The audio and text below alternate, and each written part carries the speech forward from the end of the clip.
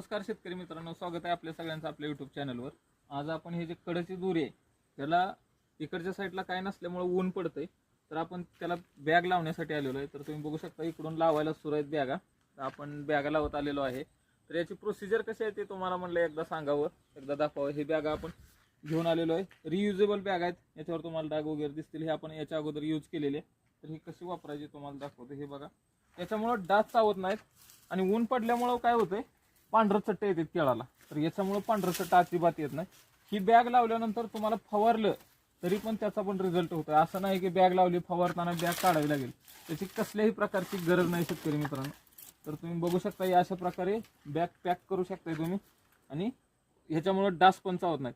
ही कडचा घड असल्यामुळे आपण प्रत्येक झाडाला बुंद्याच्या साईजवरून फाण्या ठेवलेल्या आहेत। इथं जरा कमी फाण्या वाटतात, तर तुमच्या मनात शंका येऊ शकते शेतकरी मित्रांनो, इथे खूप कमी फाण्या आहेत। तर तुम्ही बघू शकता इथं जरा साईज कमी आहे बुंद्याची, म्हणून आपण फाण्या कमी ठेवलेल्या आहेत। तिथं साईज बघू शकता तुम्ही घराच्या आतमध्ये कसे।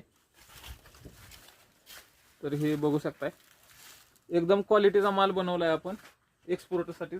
कालच आपला माल उतरला गेलाय।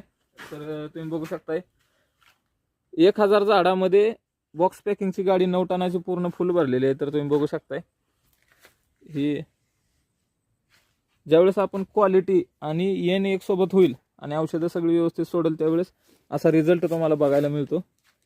तर त्याच रिझल्टसाठी आज आपण बॅगा लावण्यासाठी आलेलो आहे, आणि आतमध्ये पण जिथं ऊन पडेल तिथं आपण बॅगा लावलेल्या आहेत। हे बघू शकताय तुम्ही, काम सुरूच आहे बॅगा लावण्याचं। इथं जरासं घड गेल्यामुळे ऊन पडत होतं, तर लावायला सुरूच आहेत बॅगा। ही घड बघू शकता, इथं पण ऊन पडत आहे, तिथं पण बॅग लावायची आपल्याला।